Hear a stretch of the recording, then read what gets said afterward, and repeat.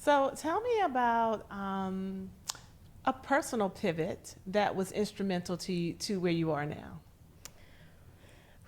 I got a lot of personal pivots, Ronnie. Okay, I would say some of my biggest, well, moving back to Atlanta.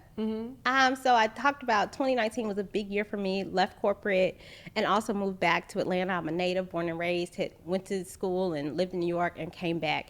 And so it definitely was so critical to my life because up until that point, I was living very compartmentalized. I had my work self, I had my when I'm home self, and so moving back to my hometown. In transparency, a lot of the things that I left open and hadn't processed, I was able to really do a lot of healing and foundational work that strengthened me and really allowed me to be ready to grow my business. But I would say that was a big pivot for me. Also, I have a very diverse range of skills. I am also a licensed minister, so that was a big pivot for me. And I didn't plan on it. I'm clearly not your traditional minister. However, God was like, I need you to get some skills because I'm assigned to the business world. And so I'm not someone who, my calling wasn't to be in a traditional church setting. My calling is to take God into other parts of the world and into the business world. And so that was definitely a pivot for me. And now